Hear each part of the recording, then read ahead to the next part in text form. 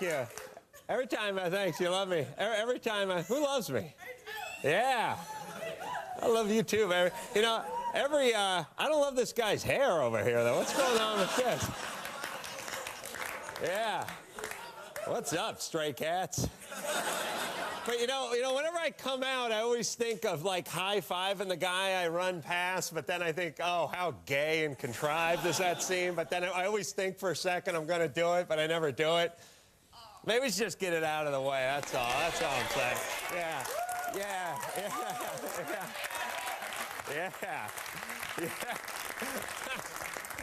All right, I'm going to need some Purell. All right. Hey, welcome to Too Late with me, I'm Carolla. Jeff Garlin from Curb Your Enthusiasm is coming out tonight. And speaking of a little personal stuff before we get into the topics of the day, I left in a rush this morning, said bye to my wife, but didn't say bye to my dog, Molly.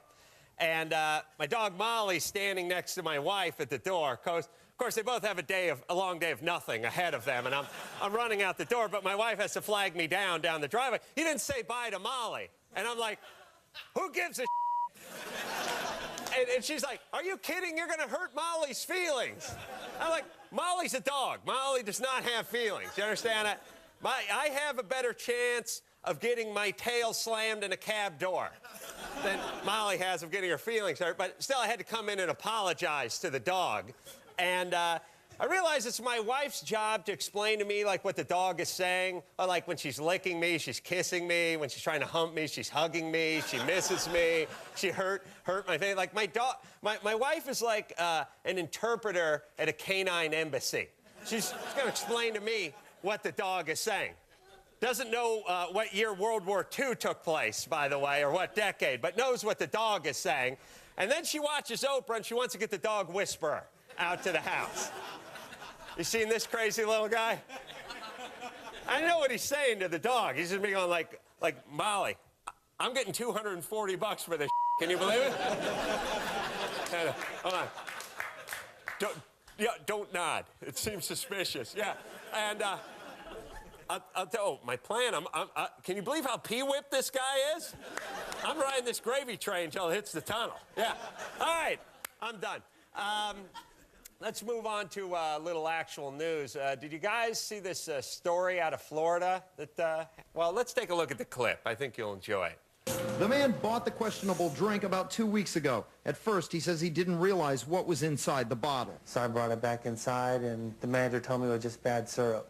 But later, an employee at the store called the victim to say a disgruntled coworker had tampered with at least one soda bottle. He went in the back, opened the bottle of Mountain Dew, urinated in it, put the cap back on, and put it back on the shelf. A local doctor told Channel 9 the urine in the bottle could easily transmit diseases. A public spokesperson says the employee admitted to urinating in the bottle and has been suspended.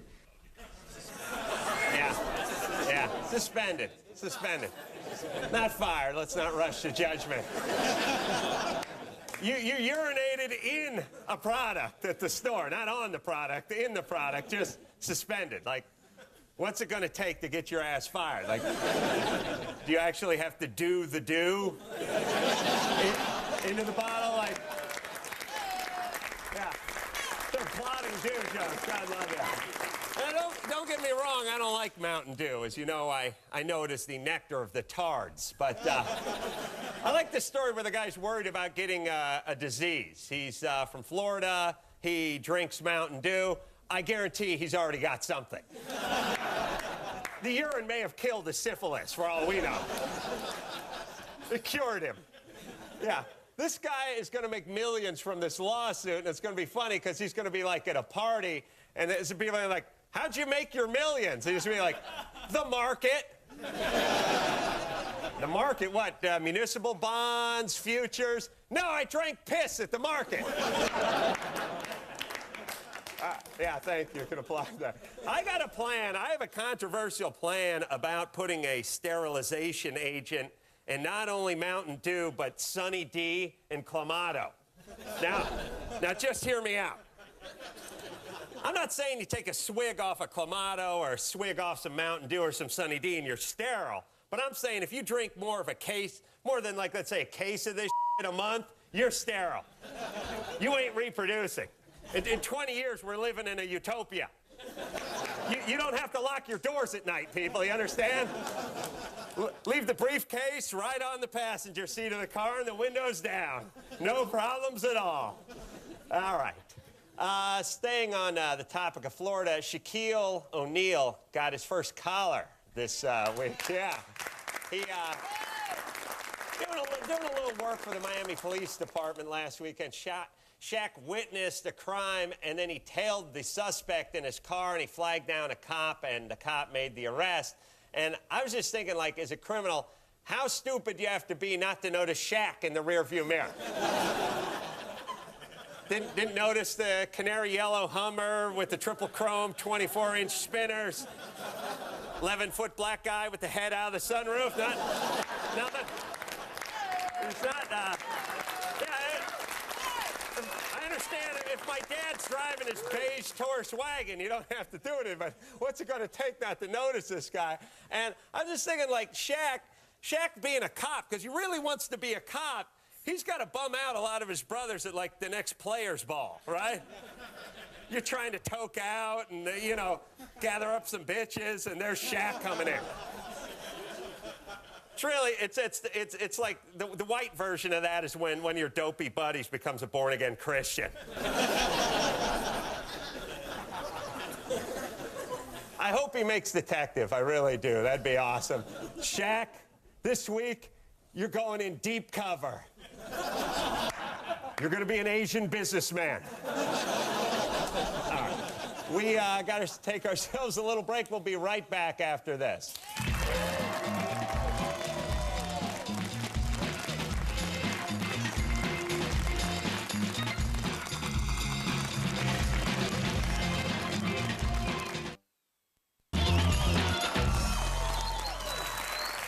Welcome back to Too Late. You know, I wanted to review movies on this show, but I'm either too cheap or too lazy to take me and the wife to the Megaplex. So I decided to review movies that I've already seen in a little segment called This Week in Cable.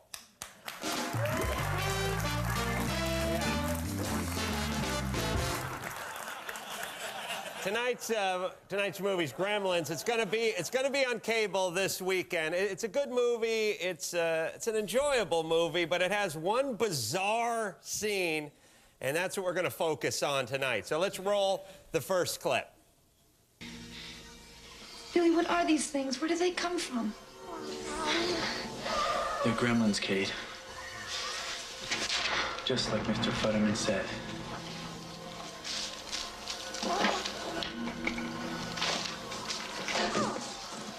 Now I have another reason to hate Christmas. Yeah, she's got another reason to hate Christmas, and wait till you find out why. Now, not much to talk about in the first scene, just a little setup, but it reminded me how angry I am at the actor Kevin Kline because he married Phoebe Cates and took her off the market. She was a rare combination, a good actress, beauty, and didn't mind showing her tits, you know?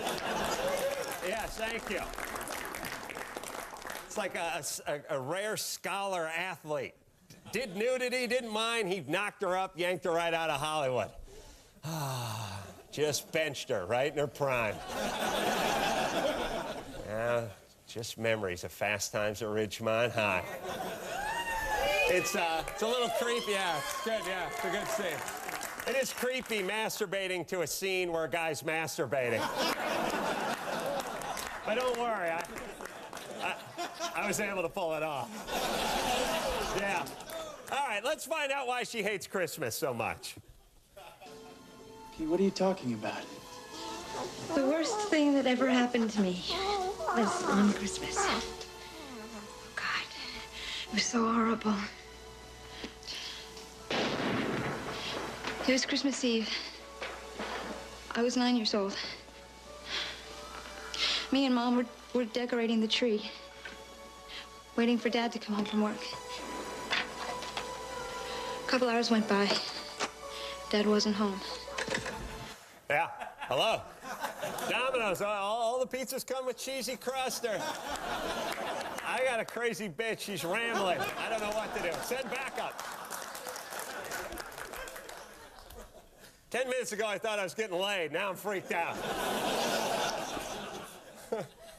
Yeah, by the way, she just keeps going with the story while he's got the phone. Like, if I open the fridge, my wife gets pissed if she's talking.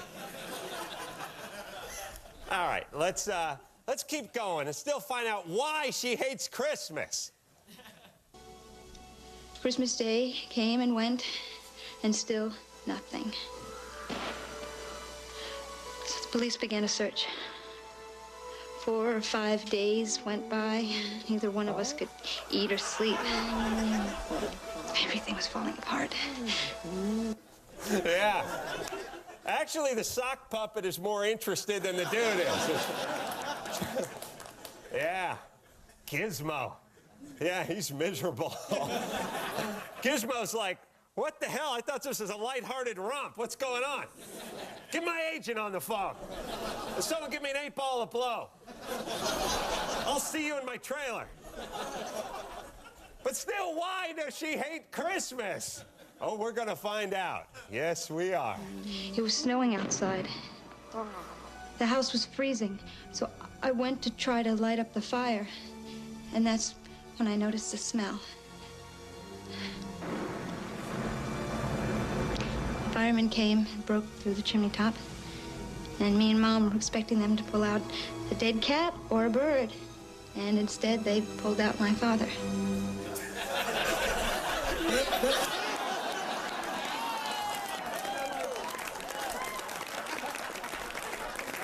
Gizmo, that was a totally improvised move by Gizmo. Like, Gizmo's like, who wrote this shit?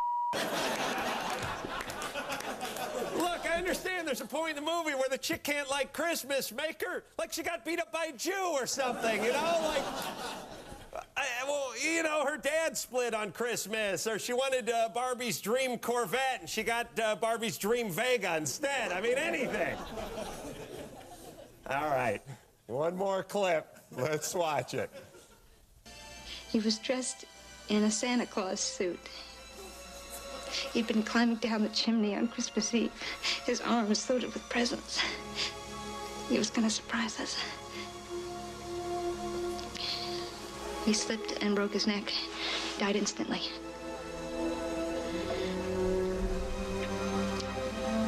And that's how I found out there was no Santa Claus. Yeah, no, it's true. Listen, I can kid because my dad went the same way. And by the way, you know, her mom could have spun it a different way. Like, she didn't have to know there was no Santa. She could have been like, listen, daughter, no, there's a Santa. It's just he couldn't get through because he couldn't make it around Dad's decomposing corpse. He's blocking the flu, you know. All right. That was a horribly bizarre scene in what was a pretty good movie and a little piece we call This Week in Cable. Up next from Curb Your Enthusiasm, Jeff Garlin.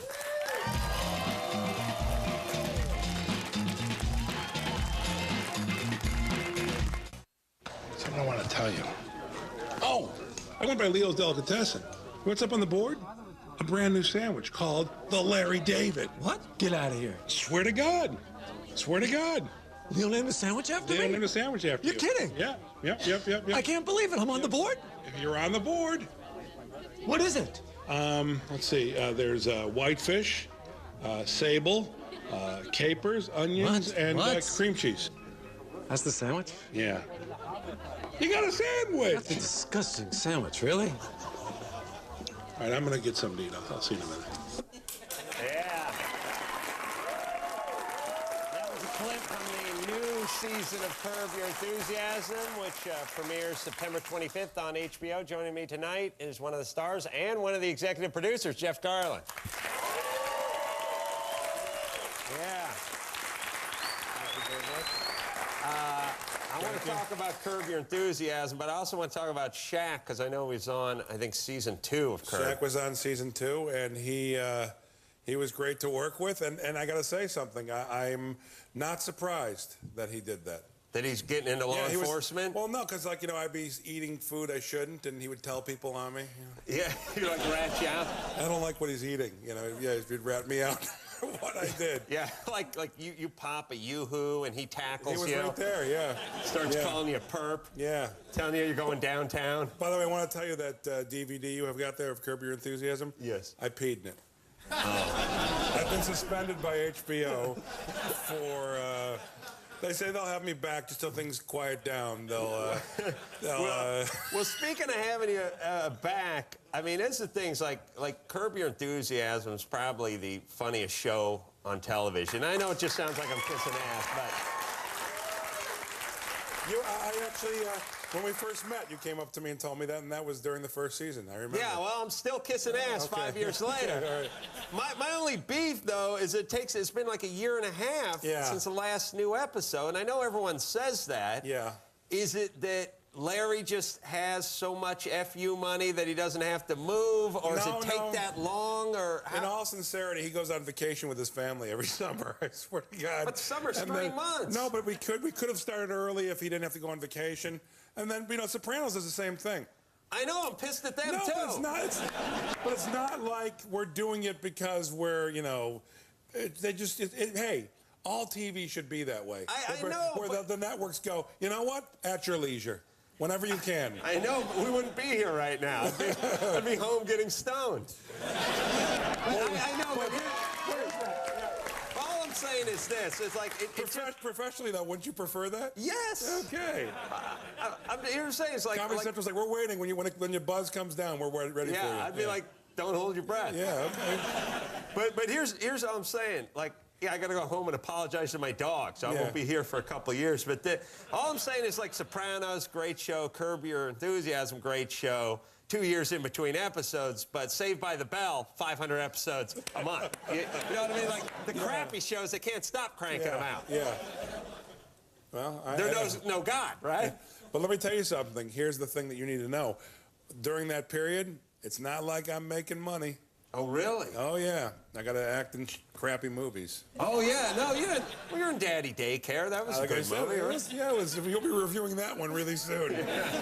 We were going, and then we heard your comment. There's a big monologue I do in that movie about my dad being dead with Santa. Nobody remembers it. But is the script now, I mean, so you're one of the producers, yes. And you do some, I mean, it's not written, right? Your usual half-hour television show is like 40 pages. Ours is 7 pages. Right, so it has a just lot of the big improvising. beats. It's a story. Larry writes a story, and then we play out the story. But that's nice, because you don't have to go home and memorize all the crappy dialogue. That's correct, sir. But if Larry David wrote it, it wouldn't be crappy. Right. So on Seinfeld, but just memorizing dialogue is a pain in the ass. Yeah, it's brutal. Yeah, it's brutal. Like if you were a horrible student, like I imagine you were. Oh, I was, my friend. I was a horrible student, too. Oh, yes. Not wanting to memorize things is one of the cornerstones of being a horrible student. That's one of the cornerstones of getting into comedy. It's I believe me, I'm thrilled that I can be on a show like that. And I say, the thing that's funny is I saw you, you got to pay the bills. I saw you on that DirecTV. Well, as much as you say you got to pay the bills, that was the most fun I've ever had in show business, ever. Singing and dancing with Dick Butkus and Peyton Manning. I was going to say, I was going to get to do that gig. You were. You son of a bitch. You were. Wait, you were. Because you know what? I got a script that said Adam Carolla on it. Yeah. No kidding around. What happened? You're just reminding me right now. I don't know what happened. I know. It was good money, and it was hanging out with Barry Sanders. Barry Sanders and Dick Here's the Butkus deal. Here's a couple $100,000. You got to play catch with Barry Sanders. Yeah. They didn't offer me that much money. Oh. They didn't offer me that much. I just figured they offered you that much money. Whatever it is, you must have lowballed them because you got the gig. You weren't available? They just told you the gig was no longer available? Yeah, they didn't tell me who did it or who took it or anything. I'm so sorry. Yeah, it's sad because my mother needed an operation and we couldn't afford it. She's passed. Let's not go there. Let's not live in the past. Did it happen in a chimney? Yeah. Well, actually, she didn't die in the chimney, but she was asked to be buried there. Some people want to be buried at sea. She wants to be buried in a flue. Yeah. Yeah. Every time we open the dampener, we think of Mom. All right. I'm going to give this thing a plug, even though you held it up anyway, right. by the way. Season 4 is out on DVD as we speak, As we speak right now, yes. Jeff Garlin, everybody. Premieres of Curb Your Enthusiasm the 25th on HBO, and we'll be right back after this.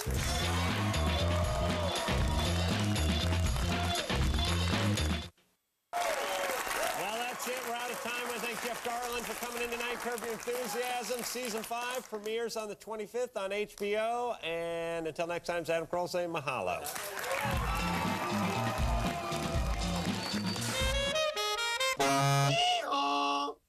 On Too Late with Adam Carolla, you'll get a lot of tough questions. Where are our slogans about their crappy countries? Thank God Adam has all the answers. Belgium. Thanks for the waffles. Now, off. Too Late with Adam Carolla, now at its new time, Monday at midnight. Secret Stash means uncensored. And what the that meant? And network television premiere means it's never been on network TV before. And Saturday at 1 a.m., we're giving it to you both ways with Eddie Griffin's Dysfunctional Family, only on Comedy Central.